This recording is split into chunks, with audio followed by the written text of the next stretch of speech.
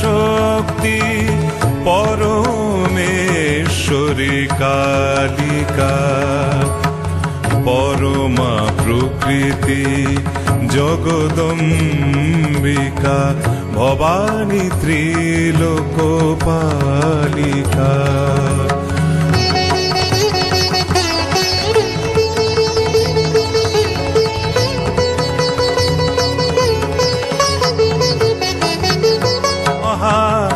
কালী মহাসরস্বতী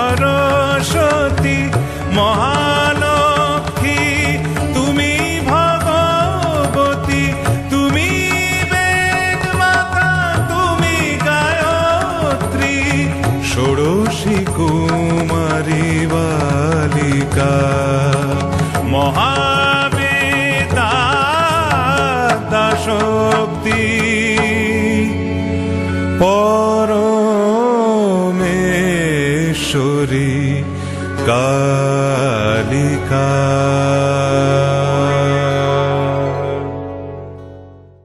কল্প অবসানে মহাপ্রলয়ে সমগ্র জগৎ কারণ সমুদ্রে পরিণত।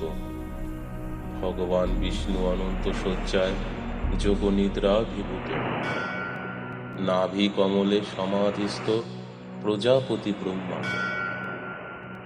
বিষ্ণুর কর্ণমল হতে মধু কৈটব নামক দুই অসুর জন্মায়, যারা ব্রহ্মাকে হত্যায় উদ্যত হল। তখন প্রজাপতি ব্রহ্মা প্রাণ ভয় বিষ্ণুর জাগরণ হেতু যোগনিদ্রারূপী যোগমায়া মহামায়াকে জাগ্রত করলেন। খর্গিনী শূলিনী ঘোরা গদিনী চক্রিনী তথা শঙ্খিনী চাপিনী বাণভূষণ্ডী পরিঘায়ুধা সৌম সৌমোত্তরাশেষ সৌম্য ভাস্তস্তি সুন্দরী পরা পরাণং পরমাত্মেব পরমেশ্বরী। তখন প্রলয় অন্ধকার রূপী তামসী দেবী বিষ্ণুর কর্ণ, মুখ, বাহু ও হৃদয় থেকে বাহির হলেন।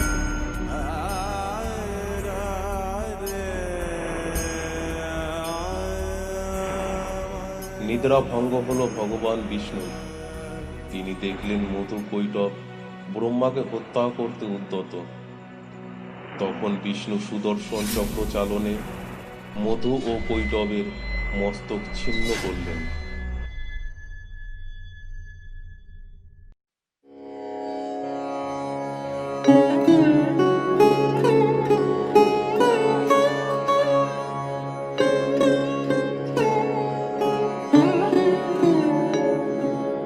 জাগো যোগ মায়া জাগো মৃন্ময়ী চিন্ময়ী রূপে জাগো, তব কনিষ্ঠা কন্যা ধরণী কাঁদে আর ডাকে মাগো।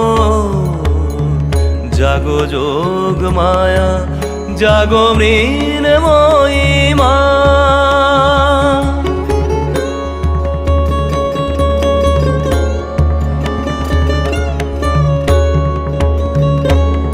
দশ ভুজে দশ প্রহরণ ধরি আয় মা দশ দিকালো করি, দশাতে আন কল্যাণ ভরি, দশাতে আন কল্যাণ ভরি, নিশীথ শেষে উষাগো তব কনিষ্ঠা কন্যা ধরণী কাঁদে আর ডাকে মাগো।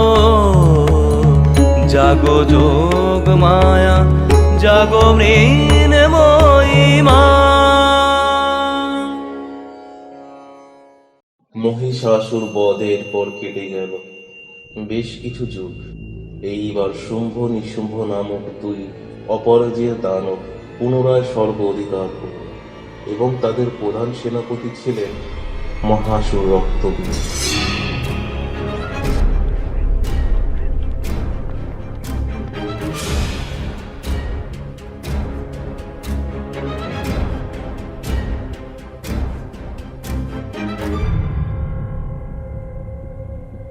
স্বর্গচ্যুত সুরগণ এবার হিমালয় জাহ্নবী নদীর তীরে মহাদেবীর আহ্বানে আকাশ মুখরিত করলেন।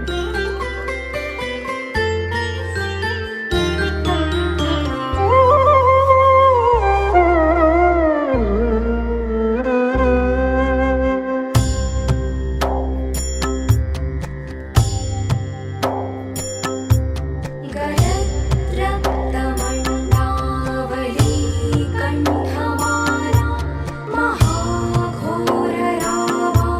सुदंष्ट्राकराला विवस्त्राश्मशालालया मुक्तकेशी महाकालकामाकुलाकालिकेया।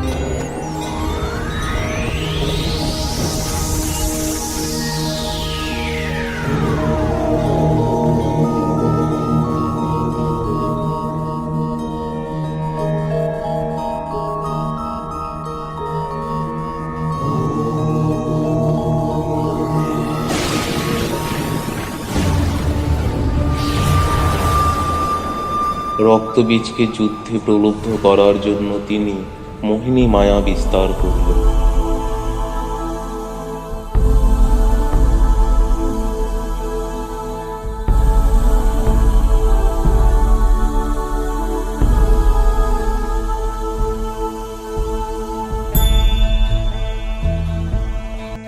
प्रणतसुरेश्वरि भारति भार्गवि शोकविनाशिनि रत्नमये मणिमयभूषितकर्णविभूषण शान्ति समावृत हास्यमुखे सुमनसवन्दित सुन्दरि माधवि चन्द्र सहोदरि हेममयी मुनिगणवन्दित मोक्षप्रदायिनि मञ्जुळभाषिणि वेदनुते पङ्कजवासिनि देव सुपूजित सद्गुणवर्षिणि शान्तियुते जय जय हे मधुसूदन कामिनि आदिलक्ष्मि जय पालय माम्।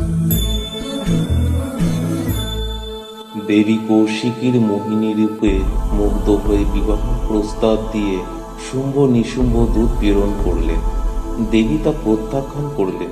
তখন শুম্ভ নিশুম্ভ ক্রোধে উন্মত্ত হয়ে রক্তবীজকে প্রেরণ করলেন দেবীকে বলপূর্বক অপহরণ করার জন্য। তখন অম্বিকার মুখ ক্রোধে কৃষ্ণবর্ণ ধারণ করল। তার ললাট হতে অসি উপাসধারিণী মহাকালীর আবির্ভাব করল।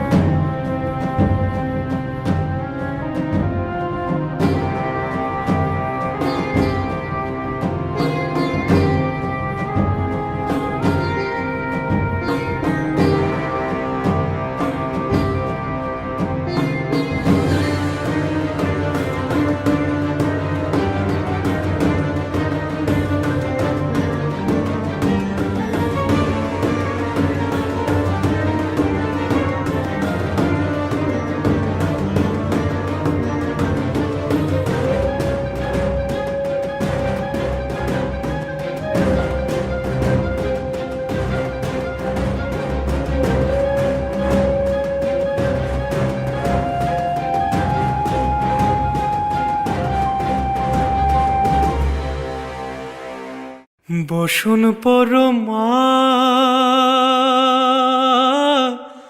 বসন পরমা, বসন পরমা গো, বসন পরমা।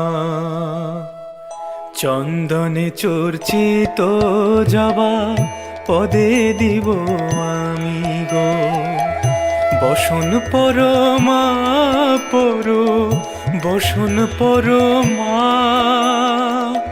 বসন পরমা গো, বসন পরমা।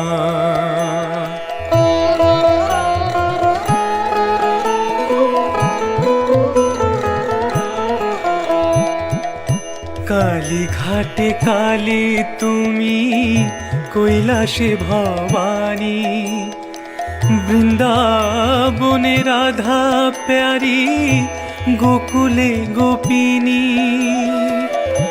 পাতালেতে ছিলে মাগো হয়ে ভদ্রকালী, কত দেবতা করেছে পূজা, দিয়ে নর বলি গো, বসন পরমা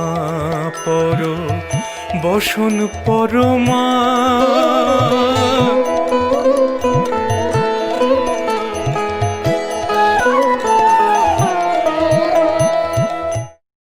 আমি একাদশ রুদ্র, দ্বাদশ আদিত্য ও অষ্টবসু দ্বারা পরিবৃত হয়ে বিচরণ করি। কোটি কোটি ছায়াপথগামী নক্ষত্রপুঞ্জ মধ্যে আমি প্রাণ। আমার অঙ্গুলি হেলনেই সমগ্র ব্রহ্মাণ্ড ধাবিত হয়। যুগে যুগে কালে কালে অসুর এবং নরগণ আমার উপাসনা করে। আমি নিজেকে পরিব্যক্ত করিয়া এই সমগ্র বিশ্বের রূপ ধারণ করিয়াছি।